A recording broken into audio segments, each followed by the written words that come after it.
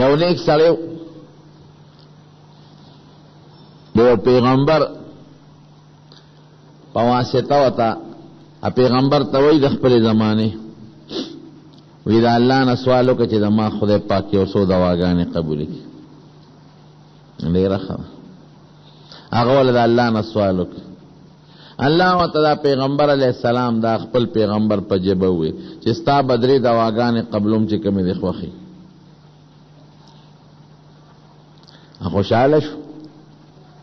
راغې ښځې ته یې ویل ښځې مبارک شه، الله خو ما ته دا خپل پیغمبر په واسطه دا سوال جواب راکړ چې زما به 3 دواګانې الله قبلوي. زه چې څه غواړم مشوره کو چې دا 3 کمې غواړو. ښځه ورته وی سړیه زه ستا ښځه یم او سر مې د سره سپین شو، در باندې مې حق دی، دا یو به ماله غواړی او دا 2 ستا شو، تقسیم کو. ښځه ډېره ښه ده، یو به تاله غواړم 2 ځان له. ته څه غواړې؟ وی ماله به داسې دوا غواړی چې ما خدای پاک واپس پیغله کړي، د 14 کالو پیغله جینۍ شم او داسې خشته شم چې په دې ټوله علاقه په مخ د ځمکه زما نه ښکلې جینۍ بلني، ماله دا غواړه. هغه نیک سړی ورته وایي ښځې داسې کې ما تا خو په قبر کې خپې پرتې دي او بوډاګان یمرو، ځان له به جنت وغواړو، د قبر د عذاب نه امان به وغواړو، د الله رضا به وغواړو. داسې کې که ځوانه شي او پیغله شي بیا به بوډی کېږي. تاله یو سوال کوم، یو پکې ستا شو 2 زما، خو د آخرت او د جنت او د خدای د رضا دپاره به سوال دله کوم سوچ وکړه. وی ځان له چې څه غواړې جنت غواړې او کار څه غواړې، خو زما د باندې حق دی، دا یو پکې زما ده او ما له دوا وکړه چې ما خدای پاک پیغله کړي. خو د مخکې په شان پیغله نه چې داسې خوبصورت یم چې په دې علاقه زما په شان ښکلې جینۍ بلني، او چې زه پیغله شم خشته شم خو ستا هم پکې سور دی که ته به هم خوشحاله که. دا غریب یې را مجبوره که سړی د ښځې نه مجبوره شي.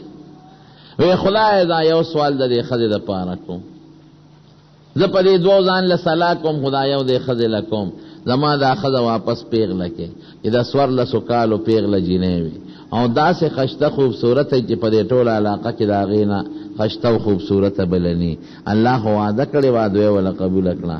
هغه بوډۍ ښځه هغه واپس پیغله شو، خشته شوه، ښکلې شو.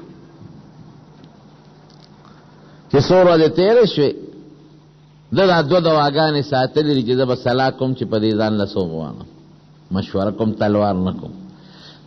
چې څو ورځې تېرې شوې دا ښځه ورته وي سړیه یو مصلحت کوه، وایه څنګه ښکلې شوې؟ وی ښکلې شوم خو مصلحت دا دی چې ما له طلاق را ما پرېږده. ای ښځې داسې وې نه، ته خو بوډا سړی ټوله شپه ټوخېږي ټوخ کې او په کونټه یې ګرځي او نظر دې نه لګي او زه پیغله یم، تا سره ګزاره نشم کولی. ما پرېږده چې دغه کوم نوجوانه لږ به وکړم او ته ځان له چې د بوډۍ ګوره. یا ښځې دا دې څه وې دا دوا ما دې له کوله چې ته پیغله شوې، نه تا سره جون نشم تورولی، زه به ټوله شپه تا ټوخو ته غوږېږدم که زه به خوب کوم، دا زه جون نشم تېرولی. ته انصاف نه کار وایه، ته بوډۍ او زه ماشومه جینۍ یم، ما له طلاق راکړه زه بل خاوند کوم. غریب یې را مجبور کړ، جذباتو کې راوست، تیز یې کړ، ښه سمه شه ګورې نه سمېږم بس ما پرېږده ما له طلاق راکړه.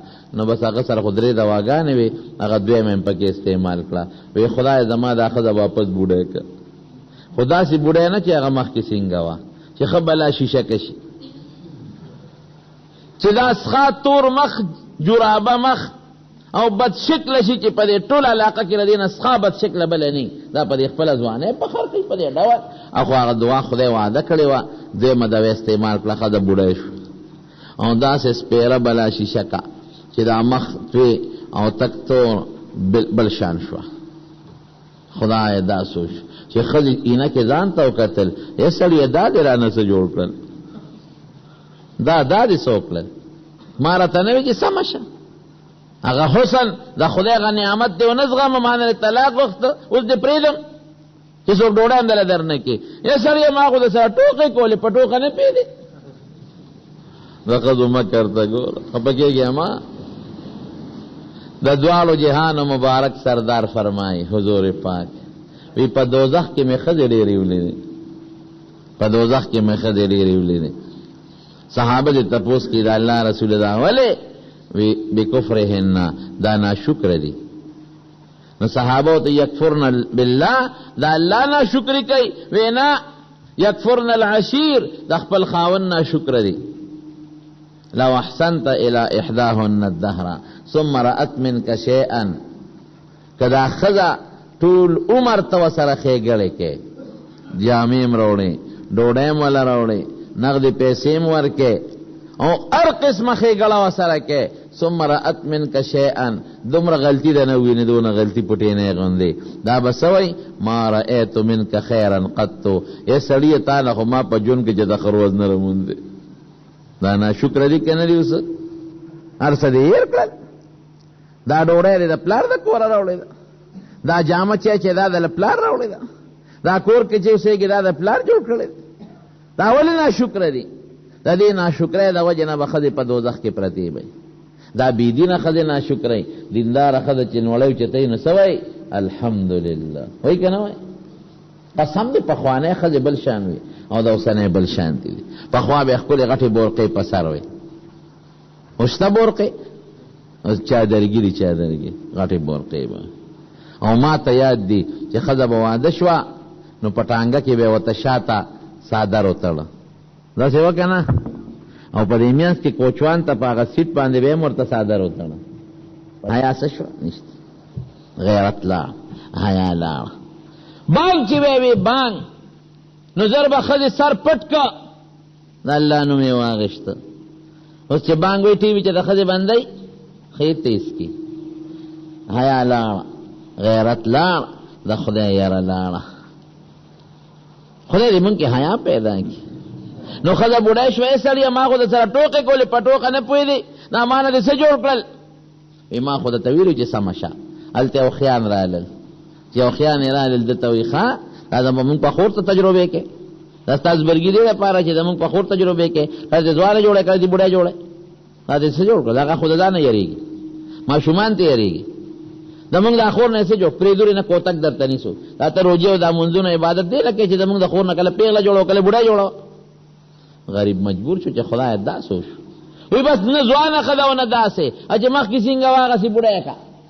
هغه درېیمه دوا مې استعمال کوي، خدای همغسې کې چې مخکې وه. درې دواګانې مفتو کې لاړې او ښځه همغسې پاتې شوه چې څنګه وه.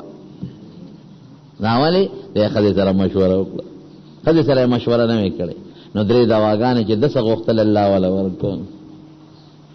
نو مشوره به کوو دنیاوي امورو کې د ښځې سره، خو بیا فیصله د ښځې په خبره مه کوه. د شریعت خلاف که درته څه وایي چې بلکل ونه منئ، د دین خلاف چې درته کومه خبره کوي چې بلکل نه منئ، حرام راوړه چې بلکل یې ونه منئ، ماله نرۍ سادرګي راوړه چې بلکل ولا راونړئ. حضور پاک فرمایي وایي په آخره زمانه کې به داسې ښځې وي چې هغې به جامې اغوستې او بربنډې به وي. صحابه به وایي دا بلا څنګه بربنډې به وي، جامې به یې اغوستې بربنډې به وي. دا د دې زمانې دا نری لباس هغوی نه لیدلی. او چې په لاره ځي نو سړو ته به ځان مایل کوي، یو سړي به ځان ته رامایل کوي، او سرونه به یې داسې وي په عربو کې یو قسم اوښان دي، اوږده قبانې دي، داسې یو طرف ته راتاو دي. وایي په د مکیز نه به دا سر په دې لاره باندې کوږ وړي. وایي دا زناکارې ښځې دي ګورئ. نو زما وروڼو حضور پاک مونږ ته طریقه ښولې ده چې ښځه کې ابو هریره ته فرمایي نو ښځه کوه خو دینداره ښځه وکړه، بې دینه ښځه ونه کې، بې دینه دوزخ دی دوزخ. چې څه ستړی ستومانه راشي او تاله په خپو چاپیو کې زور دلو کې، داسې ښځه وکړه. چې تاله زر ډوډۍ په منډه راوړي، داسې ښځه وکړه. چې چای دله په منډه پخه کړي، داسې ښځه وکړه. کور دله صفا ساتي، بچي دله صفا ساتي، او دس دله اوبه ګرمئ، روجماتي انتظام دله کوي، او د پیشمنی انتظام دله کوي، داسې ښځه وکړه. دا د دنیا هم جنت او د آخرت هم جنت. او چې ستړی ستومانه راشي او تندي له یې غوټې ورکړي، ته به خدایه نو زه خو د ګوړ او چارې نه رالم، زه خو ځان لږ ستړی او دې بلا خو هم راته تندې تریو کړی. دا دوزخ دی که نه دی؟ اوس په ماشومانو هوښیاره ښځی نو که ماشومان چا سره جنګ مو کې نو خاوند تال نه وای، او چې قمقله ښځی بېدینی ماشوم پلان کې نن بیا والی دی دته سنډا بارګر ده ښه هغه ټوپک ته ګوتې کوتک ته ګوتې کې جګړه جوړه شي. دا ټول د ښځو د لاس. نو حضور پاک مونږ ته طریقه ښودلې ده چې ښځه کې دینداره به کړي، بېدینه ښځه به نه کړي. نمبر 1 دویم دا په واده کې ډېر لوی ثوابونه دي. څنګه ثواب دی پکې؟ یو خو سړی هم د ګناه نه خلاص شو، ښځه هم د ګناه نه خلاصه شو، دا خو یو ثواب. دویم ثواب یې څه دی؟ تاسو کې چې یو کس یو کافر مسلمان کی نو خلق وی دا ډېر لوی سړی دی، ګوره یو کافر مسلمان کی، داسې ده که نه؟ او چې څوک وادو کی نو 9 بچي وشي، دا 9 بچي مسلمانان د در برکته پیدا شي، هغه کې د زامنو نور بچي وشي او د لور نور بچي وشي، نو دا سلسله کم دی ته رسیږي. ته به قبر کې پروته او دا سلسله به رواني تر قیامت پورې دی، نه به زرګونه لکونه بچي جوړ شي. دا ټول چې ذکر کوي او کلمو لا اله الا الله او منځونه کوي او دسونه کوي نو ثواب به تا ته ملاويږي. دا د واده برکت دی. نو واده کې رونو ډېر لوی خیر دی، ځکه حضور پاک زور لګولې په صحابه وی وادو کې، او چې وادو کې نو تناکحو نکاو کې وتناسلو او نسل راوړې، نسل زیات کې. فإني أباهي بكم الأمم يوم القيامة، وی چې څومره ستاسو بچي ډېري زما امت ډېر شو، نو د قیامت پر ورځ فخر کوم چې زما امت ډېر دی. نو بچي م راوړی جرندې باندې لګوي. اوس خو منصوبه بندۍ والا دي، هغې وی بچې دوه اچې 2 بچي به راوړې، زیات به نه راوړې.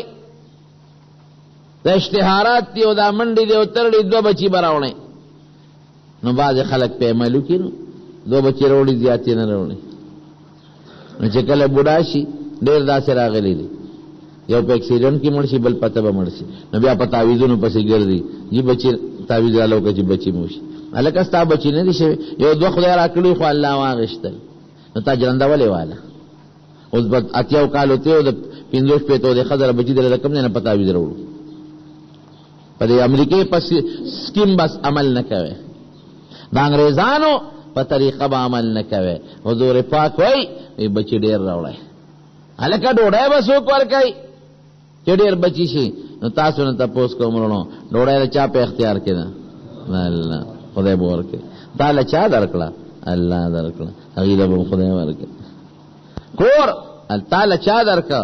الله، هغې له به الله کور ورکوي.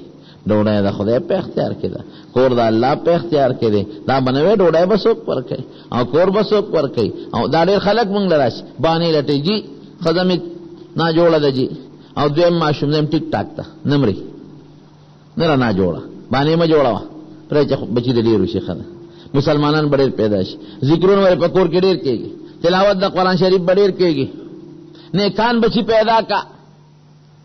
نو په دې به عمل نه کوي، په منصوبه بندۍ.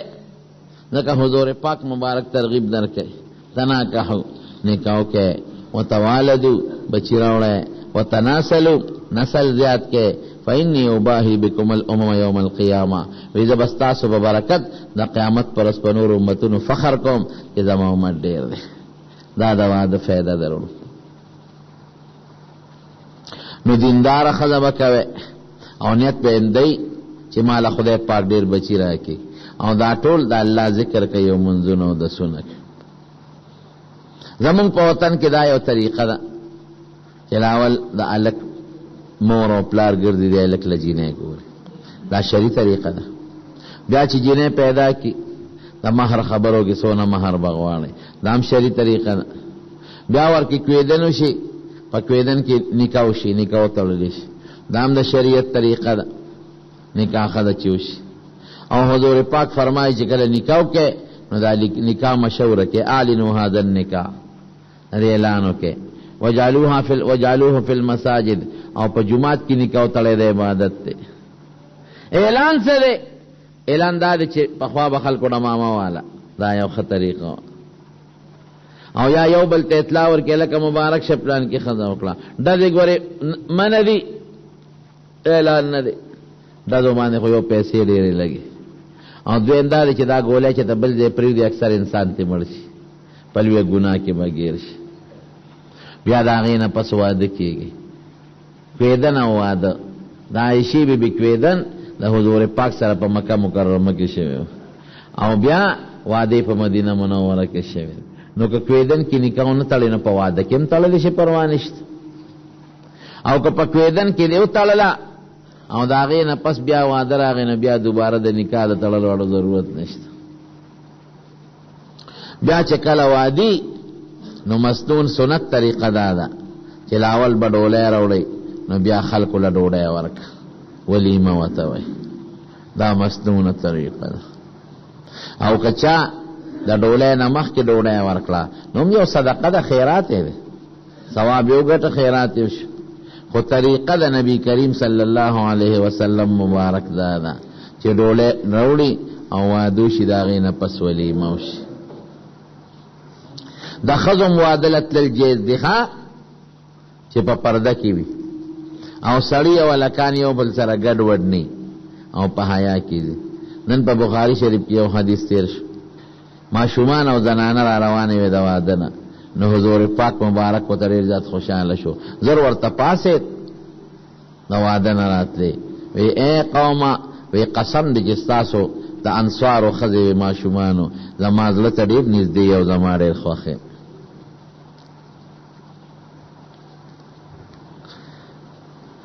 په واده کې تمبل وهل چې ګونګلوګان پکې ني نو دا منع نه دي، دا خیر دی، دا د خوشحالۍ موقع ده. او علما وایي چې پر یو لاس ته وایي او شپېلې او باجې غږول پکې ګناه ده. او که ماشومان جنکۍ په کور کې دننه لګیا دي او خپلې غزلې وایي نو دا هم خیر دی، منع نه دی. او که پیغلې جنکۍ په کور کې دننه خوشحالۍ کوي او سړي ورسره ني، صرف جنکۍ وي نو هم خیر دی، خو آواز به ډېر نه اوچتوي چې سړي به ونه لري. زمونږ په وطن کې خلک دا ټیپ کېدي ځان ته او هغه ډنګېږي او ورته ښځې ګډېږي، دا ښه خبره نه ده، دا ناجیز دی. وی سی آرونه راوړل ګناه ده او فلمونه غږول په واده کې دا ګناه ده، دا ناروا دی. واده تا باندې الله یو خوشحالي راوسته، دا الله یو ډېر لوی احسان دی او د خدای پرځونه ده، لوی خوشحالي ده که نه. نو دا خوشحالي چا راوستې ده؟ دا الله راوستې ده. نو الله په دې خپله خوشحالۍ کې خوشحاله که، دقسې پروګرام جوړ کا د دین د نصیحت، الله مخه پکوه ګوانه. د غم او د خوشحالۍ قنجانې چا سره دي؟ الله سره.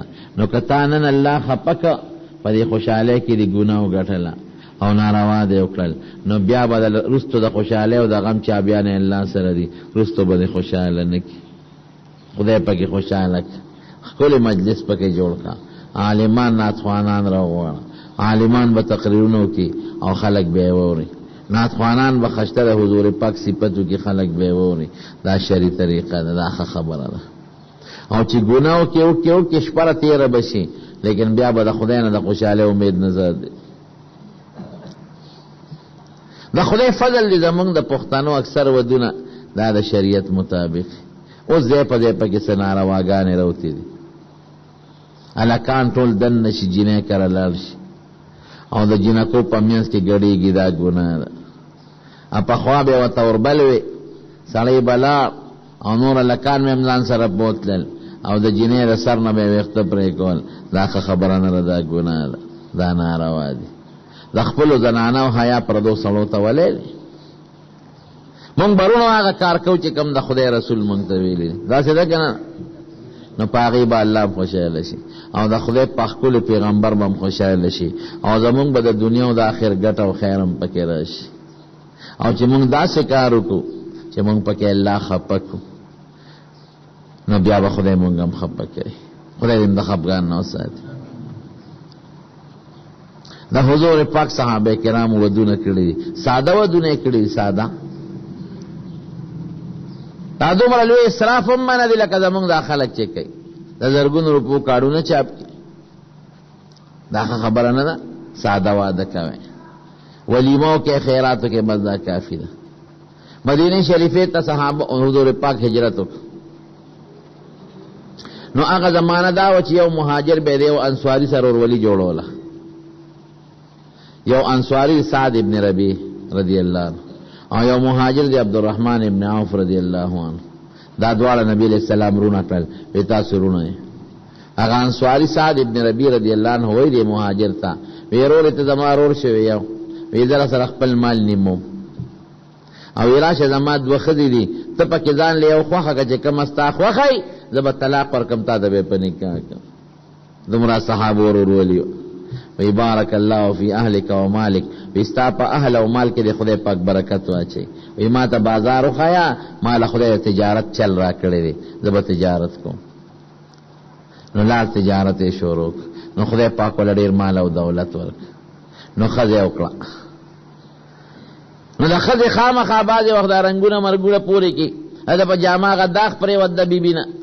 نو حضور پاک به پیشو وی داسې دی وی سیب دامه او به خزه کړی دا ولیمه دې کړی دا وینا یا ولیم ولو بشاتن وی ولیمو کا اگر چې وګړه چلے ولی نه. صحابه سونه حضور پاک سره مینا وا لیکن دومره سادگی کړی چې پیغمبر علیه السلام نه خبر کړی.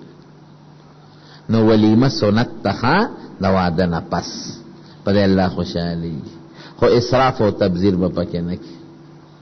نو دا مولانا حبیب الله صاحب عالم دی شکر خوش قسمت ده دا ضرور خادي دا او دا مبارک مجلس پکې جوړ. ما ګوره د دین یو څو خبره وکړه تاسو اورئ نو معلوم خدای ثواب راکړي او تاسو له خدای ثواب درکړي او ان شاء الله چې خدای پاک دا خادي بخت ورکړي. دعا وکړو یا الله دا خادي بخت ورکړي. الله دې د ورو د بیبي په میاس کې اتفاق او اتحاد پیدا کړي. خدای دې د بد نظرونو ساتي. الله تعالی په دې خاجه کې ولرسته خوشاله پیدا کړي او الله تعالی کو جنې یو بل سره محبت او مینه پایدار نصیب کړي او دې نه چاقو د اختلافاتو نه ساتي. کوم صدقه خیرات کړي خدای ته ول په خپل دربار کې قبول منظور کړي. العالمین دوی دا ټول خاندان په دې خاجه خوشاله کړي او د جنې خاندان هم په خوشاله کړي. زمون په وطن کې د کوم الکانو چې خدای نشته ته ولا صالحه خزه ورکړي او د کوم جنکو چې خاوندان نشته نیکان خاوندان نصیب د چا چې اولاد نشته خدای نارینه اولاد ولا ورکړي. الہ العالمین ته زمون ناراضي او زمون ټول خاله د شریعت مطابق وګرځي. خدای دا کړی.